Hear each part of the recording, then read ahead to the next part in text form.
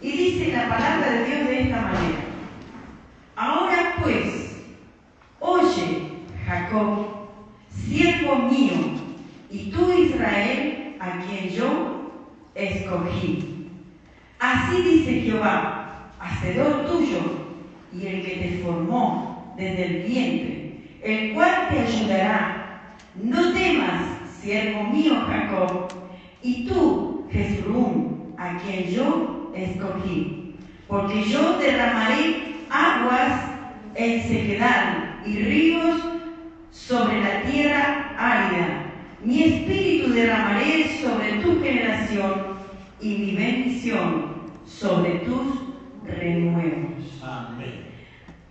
El Señor bendiga su vida. Amén. Amén.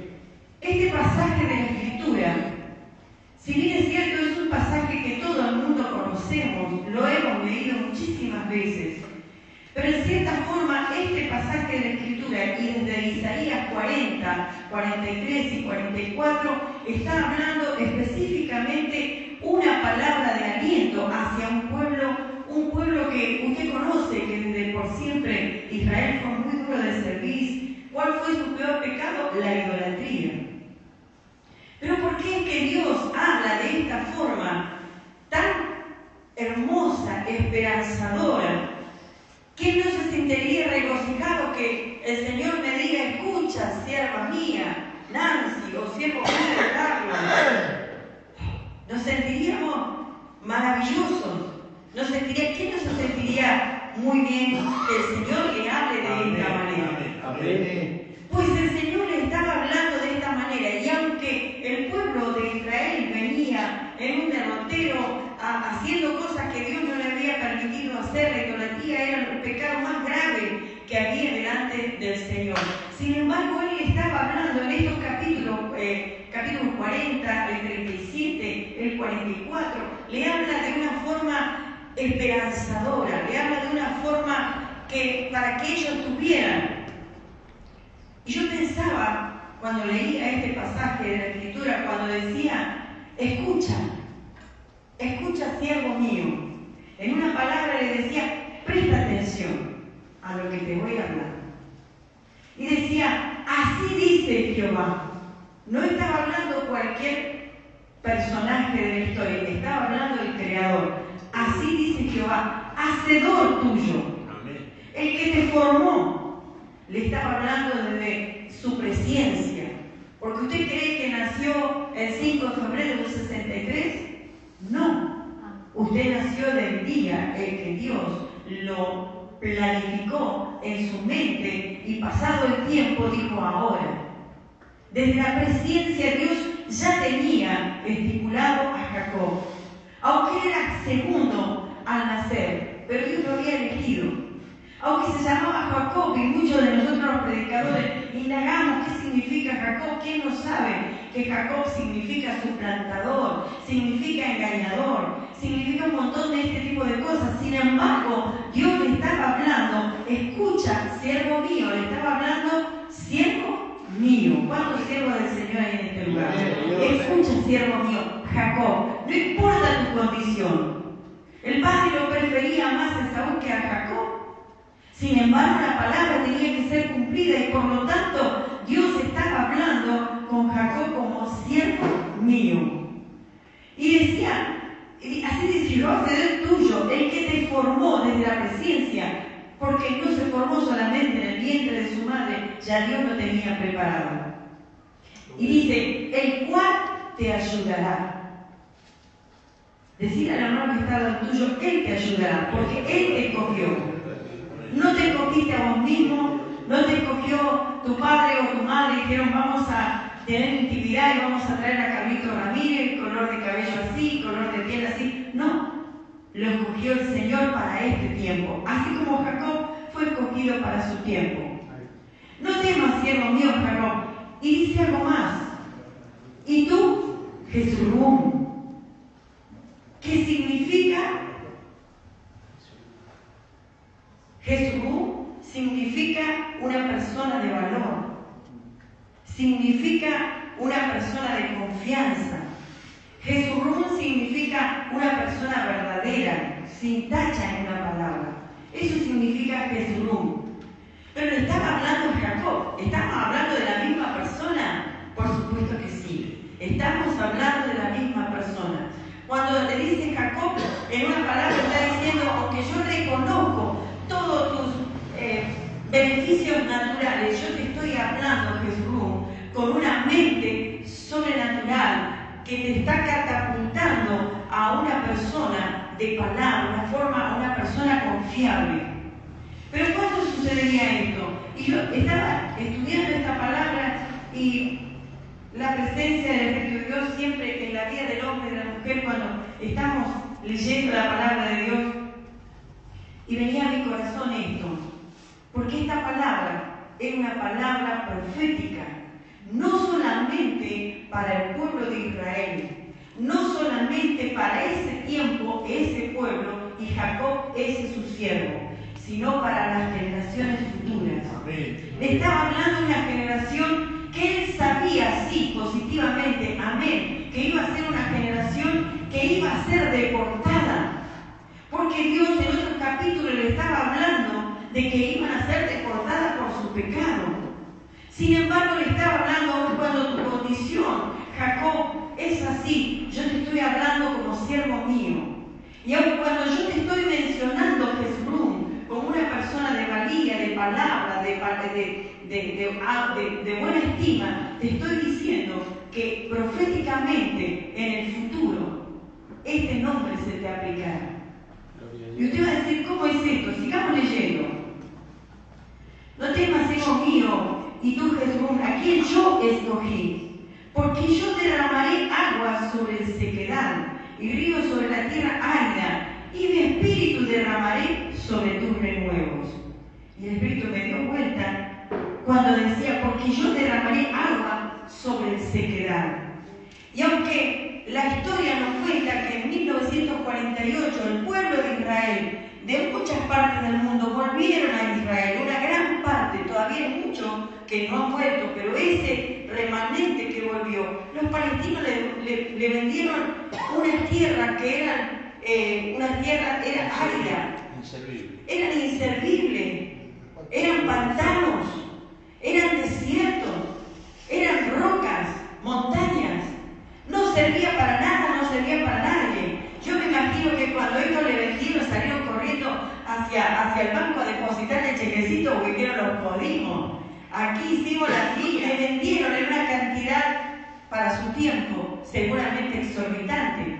Pero ellos hicieron un dinero. Eso dice la historia contemporánea. Porque no estamos hablando muy lejos. Y el Señor le está hablando a Jacob, a Israel, le está diciendo, yo derramaré agua sobre el sequedal. Y bueno, la historia cuenta que el pueblo judío tomaron esas tierras que compraron y comenzaron a trabajar. Aunque eran pantanos que no servían para nada, no servían para nadie, no servían directamente. ¿Qué hicieron? La gracia que Dios le dio. Dice que la historia cuenta contemporánea que ellos comenzaron a plantar eucalipto, que absorbieron el agua y también hicieron un riego por goteo hacia el desierto. ¿En qué se convirtió ese pantano, ese desierto y esa montaña? En un berenjenal, en una cosa tremenda. Yo me imagino que los palestinos dijeron después, no, devolvernos esa tierra, como le pasó al pastor. Le vendieron una camioneta que no andaba para nada, era Cangú. Y él la llevó, le puso un motor nuevo, bárbaro el tipo, va para allá, viene para acá, y lo encontró un día que lo vendió. Y le dijo, usted me debe. Y dice, ¿por qué? Yo te pagué la camioneta completa. No, porque esa camioneta valía más. Le quería sacar algo más porque lo vio andando. Lo mismo le pasó al pueblo de Israel. Vio que ese pantano que no servía, ese desierto y esa montaña árida que no servía, yo me imagino que ni animales andarían por ahí. Luego de haberlo convertido en un berenjenal, en tierra fructífera, en tierra prolífera, yo creo que se querían comer los bolsillos. Pero allí estaba una vez más la promesa de Dios sobre el pueblo de Israel. Eso es lo que a mí me dice la historia, porque me lo cuenta la Escritura. Y la historia contemporánea me dice esto. Pero estudiando la palabra, el Espíritu de Dios, me atrevo a decirle esto porque yo sé de dónde vino. Me dijo esto, que yo se lo quiero compartir en esta tarde. Me dijo así, vuelvo a leer ese versículo, por favor, con mucha atención y detenidamente. Porque yo derramaré aguas sobre el sequedal y ríos sobre la tierra árida. El Espíritu de Dios me decía, cuando yo le estaba prometiendo esto a Israel, a Jacob mi siervo, a Jezreel, le estaba prometiendo, le estaba profetizando una palabra que se cumpliría mucho tiempo después. Y me traía la persona de Jesús, porque él, cuando se encontró con la samaritana y le pide agua, dice que la samaritana le dice, pero Señor, si me pides agua a mí, si tú supieras con quién estás hablando. Y Jesús le dijo, y si tú supieras con quién estás hablando, me pedirías a mí agua, y yo te daría y no tendrías sed jamás. Cuando yo leía este pasaje, aparte de encontrarme con la historia contemporánea, me estaba encontrando con un pasaje que me estaba hablando de un evento profético que iba a acontecer mucho tiempo después con el advenimiento de la persona de Jesucristo a nuestras vidas. Amén. Porque de él brotaría agua que no tendríamos sed jamás. Pero dice algo más y quiero que me acompañe. Y dice, porque yo derramaría agua sobre el sequedal y ríos sobre la tierra árida. Mi espíritu derramaré sobre tus generaciones y mi bendición sobre tus renuevos. Le estaba hablando al pueblo de Israel, le estaba hablando de que después de este primer acontecimiento del agua viva, iba a venir otro segundo acontecimiento, que era el advenimiento de la persona del Espíritu Santo sobre aquellos que lo quisieran tomar y que le creían. Amén. Y yo me quedé, Señor, me quedé expectante porque no la había visto de esta manera. ¿Cuántas veces le ha pasado a usted que ha leído un versículo y ha dado vuelta y ha leído la historia y lo ha comparado con la Escritura y sin correlación? Pero el Espíritu de Dios hoy me decía, yo le estaba hablando a mi pueblo. Amén. Yo le estaba hablando a mi pueblo, y si bien es cierto, esta palabra es para Israel. ¿De dónde viene el Mesías? De Israel. ¿Para qué vino el Mesías? Para salvar lo que se había perdido. ¿Qué fue una de las cosas que le dijo a Jerusalén? Jerusalén, a vosotros vine y no me recibisteis. Y de andó, vendrá otro y ahora recibirá. Yo iré pues a buscar. ¿Qué dice? Las ovejas perdidas. Y si aún así todavía estuviera hablando de Israel, también la promesa es para los gentiles que por la fe en Abraham pudieron abrazar esta promesa declaratoria para aquel que lo quisiera tomar. Amén. Amén. Esta es una profecía declaratoria para aquel que lo pueda comprender, entender y disfrutar. Amén. Él iba a hacer algo maravilloso. Nosotros nos podemos quedar en esa historia, que Israel iba a ser deportado, sí. Después vino la deportación a Babilonia, 106 años después, con Nabucodonosor fue deportado, muchos pueblos, una cantidad primero, y siguieron en rebeldía la otra cantidad después, y después, bueno, vino una deportación generalizada y que no quedó ni rey. La historia, bueno, es largo de contar y es muy profundo para poderlo analizar. Pero me quiero detener en estas palabras. Y vamos al versículo, sigamos leyendo un poquito más. Y brotarán entre hierbas como sauces junto a las riberas de las aguas. Y el versículo 5, y quiero que allí nos vamos a detener. Este dirá, yo soy de Jehová, y el otro se llamará con el nombre ¿de qué? De Jacob. Y otro escribirá ¿con qué? Con su mano a Jehová, y se apellidará con el nombre de Israel. Sentido de pertenencia. El DNI. ¿Cuántos tienen DNI acá? Amén. Si no tuviéramos DNI, creo que seríamos NN y cuando nos encuentren en la calle, el móvil nos lleva a pasear una vuelta a la manzana. Pero el DNI de Dios es que de repente, acá dice, yo soy de Jehová. El otro se apellidará con el nombre de Jacob, la identidad de dónde venía. Y el otro escribirá con su mano a Jehová, decisión propia. Actitud de decisión propia. Yo te recibo, yo te acepto. Yo quiero ser tu hijo, yo quiero ser tu hija, yo quiero ser tu siervo, yo quiero ser tu sierva. Determinación. Recuerde que Israel estaba detenido en cosas que Dios no lo había llamado. Estaba detenido en la idolatría. Pero yo me imagino a Dios mirando a su pueblo y diciéndole, ya les va a caer la promesa, pero ahora voy a ver a mi otro rebaño que está esperando por mí.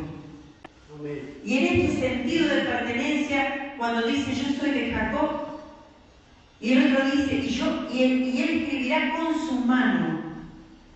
¿Cuántos en alguna oportunidad el sentido de pertenencia le han dicho al Señor, tú eres mi Padre? Yo creo que todos los que estamos aquí, porque por algo le servimos, ¿verdad? Amén. Yo me imagino que, no sé si esta palabra es perfecta por los hermanos que están mirando a través de este medio como es Internet. Pero yo recordaba, cuando leía esta palabra, recordaba un evento que hace mucho tiempo atrás le tocó vivir a mi padre. Porque créame que cuando uno no tiene ese sentido de pertenencia, algo en su intimidad comienza a fallar. Y recuerdo a mi padre que él tenía un vago recuerdo de su padre, que lo conoció, por supuesto. Él nació, debería ser Riquelme de apellido, yo debería ser Riquelme de apellido, por mi padre. Sin embargo, él cuando nació, su padre no estaba allí presente. Por lo tanto, allí lo tenía que asentar alguien, y el primero que lo asentaba con el nombre del que lo iba a asentar. Allí fue mi abuela, Mercedes Cifuentes, y asentó a su hijo como Cifuentes Temístocles. De allí que venimos todos nosotros como Cifuentes. Pero a él le quedó un estigma, y ese estigma fue de pertenencia. Yo siempre lo miraba y decía, ¿qué le falta a este hombre? Aunque él era mi padre, aunque yo conocía al Señor, había muchas veces que yo no lograba comprender sus desfasajes, sus inclinaciones, sus devaneos. Por un momento te decía una cosa, por el otro te decía otra, y te volvía loco. Y cuando estaba estudiando esta palabra, recordaba el sentido de pertenencia. Porque no solamente es a través de un DNI. Espiritualmente hablando, también tenés un DNI. Y recuerdo que mi padre, él siempre contaba, y aún murió, pensando que algún día iba a poder encontrar a su padre. Que lo vio subido a un caballo, y él corriendo allí en Los Ángeles, Chile, corriendo detrás del caballo, y él se detuvo en un puente. Todas esas cosas nos contaba. Y el padre del caballo le dijo adiós. Y siguió, y él siguió corriendo detrás del caballo de su padre, diciéndole, no te vayas, papá, quédate conmigo, no te vayas. Y él se fue. Y aunque al principio esto rompía nuestro corazón, porque a él le quedó esto tan tremendo como lo que trabajamos en Sanidad Interior, entendemos que esto termina siendo un estigma en la vida del individuo, de la persona. Y aun cuando nosotros no nos quitamos ese estigma y conocemos al Señor, pero continuamos con eso, caminamos a medias. Pero cuando nosotros entendemos quitarnos este estigma de encima y podemos decir, Y yo escribiré con mi mano a Jehová y me apellidaré de Israel, el que peleó y venció. El que peleó, luchó con el ángel y venció. ¿Cuántos de nosotros hemos luchado aún con nosotros mismos? ¿Cuántos de nosotros hemos sido nosotros nuestro peor enemigo? Amén. Somos nuestro peor enemigo. El ego, la vanidad, la soberbia, el enojo, la envidia. Mire, estaría esta mañana si tuviera que declarar cada una de las cosas. Pero cuando uno tiene un sentido de pertenencia, no le tiembla el pulso para escribir a quien tiene que escribirle. Y decir, me voy a apellidar con el nombre de Israel. Yo me llamaré con el nombre de Israel. Porque yo entiendo ahora que el vencedor está conmigo, por lo tanto soy más que vencedor. Amén. Al que el Señor le entrega una nueva identidad, al que el Señor le entrega una nueva vida, una página en blanco. Y esto me llevaba a Apocalipsis capítulo 2, versículo 17. Acompáñenme con esto un segundo y termino. Apocalipsis capítulo 2, versículo 17. Me llevaba a este pasaje y decía, y dice, el que tiene oído, oiga lo que el Espíritu dice a la iglesia. Al que venciere. Amén. ¿Qué tengo que hacer? Vencer. ¿Qué hizo Jacob cuando luchó con el ángel? Vencer. Al que venciere daré a comer del maná escondido. Amén. Y le daré una piedrecita blanca. Y en la piedrecita, ¿qué dice? Un nombre nuevo, el cual ninguno conoce, sino el que la recibe. Yo no puedo conocer el número de documento de la pastora Julia, aunque yo la conozca a ella, el que posee su número de DNI, ¿verdad? Bueno, la palabra de Dios me dice que cuando el Señor te da una nueva identidad, en una palabra te está diciendo, yo te daré una piedrecita blanca y en ella un nombre escrito. Y yo quise traerle una piedrecita blanca. El nombre se la dará el Señor en su momento. Pero esta piedrecita blanca es una piedrecita simbólica. ¿Cuántos creen que el Señor les entregará un día una piedrecita blanca? Amén. ¿Está esperando esto? Amén. Para esto tiene que vencer. Qué difícil es vencer a veces. ¿Por qué es difícil? Porque a veces se nos cruza nuestro peor enemigo. Él ya está vencido. Él no es nuestro peor enemigo, él ya está vencido. Nuestro peor enemigo somos nosotros mismos, al igual que el pueblo de Israel. Al igual. Al pueblo de Israel, ¿por qué le hablaba de esta manera? Porque Dios sabía que iban a ser deportados, iban a ser llevados cautivos.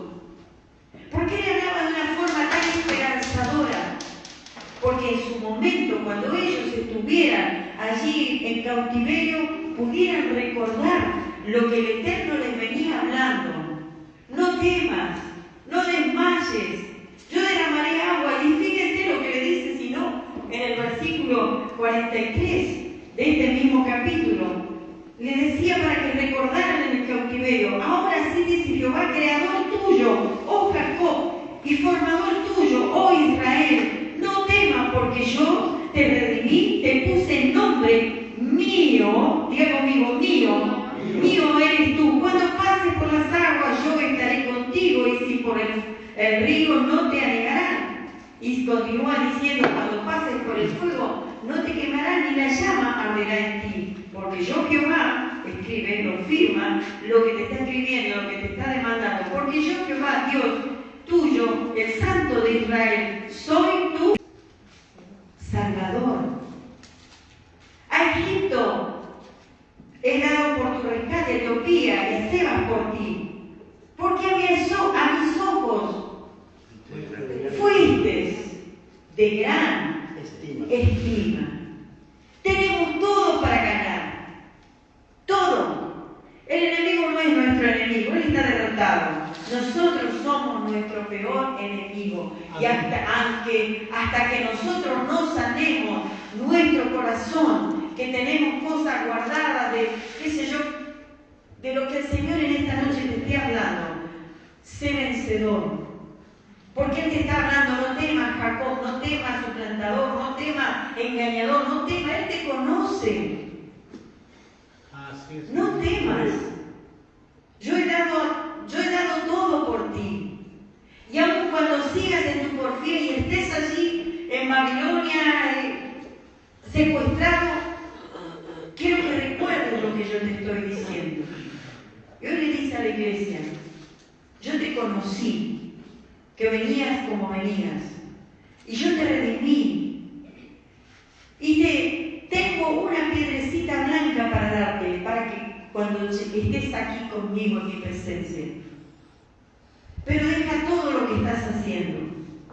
No vayas más detrás de ídolos. Vas a decir, pero pastora, nosotros vamos a la iglesia, no tenemos ídolos, seguro. Tenemos San Pastor, San Pastora, San Hijo, San Nieto. Yo amo a mi nieto, lo amo. Amo a mi hijo, porque son los hijos que Dios me dio. Y la generación, mi bendición sobre los renuevos. Pero no debo olvidarme de poner a ellos más alto que a Dios. Y ahí está el problema. Por eso es que Él nos habla de esta manera. Él va a derramar de su espíritu. Ya lo hizo en Pentecostés, derramó. Y hoy el Espíritu de Dios está aquí con nosotros. Y nos está prometiendo algo, porque no solamente en Pentecostés fue derramado de su espíritu, también hay una promesa para este último tiempo que estamos nosotros buscando su presencia, orando, ayunando, tratando de meternos en lo que Él quiere que nos metamos para que Él derrame de su último y gran avivamiento. Por eso que hablaba a tus descendientes, a tus renuevos, también bendeciré. Y nosotros venimos siendo ya prácticamente lo que vamos a cerrar. Algunos sí, otros no. Yo no voy a decir que me voy a ir en el rapto, capaz que el Señor viene mañana por mí, no lo sé. Si yo digo al Señor me voy a ir en el rapto, capaz que estoy haciendo algo que el Señor no me mandó a decir. Porque yo no conozco mi mañana, solo Dios lo conoce. Pero estamos confiando en Él. Que si yo hoy duermo mañana, me despierto en la presencia. Por lo tanto, no me digan, adiós pastora, digan hasta mañana, te veré en la mañana. Porque ese sería el verdadero saludo. Eso es lo que el Señor quiere hablar a la iglesia hoy. Amén. Esperen esa bendición sobre el renuevo, porque vendrá. Lo dice su palabra y no tardará, porque esta profecía por excelencia, ella no falla. Amén. Yo no podría decir, yo soy profeta y me ungieron profeta, por lo tanto, pastora, y usted dice, no me dijo nada, Señor. Lo único que me dijo es lo que está escrito, que Él va a traer bendición sobre tus renuevos. No estés preocupado por tus hijas, no estés preocupado por tus nietos, porque el Señor tiene todo bajo su gobierno. Sí, no te apartes. Sí, no hagas, ¿cómo se dice? Cuando uno busca alternativa, buscarlo a Él como lo has estado haciendo y verás la recompensa que viene del Señor. Amén.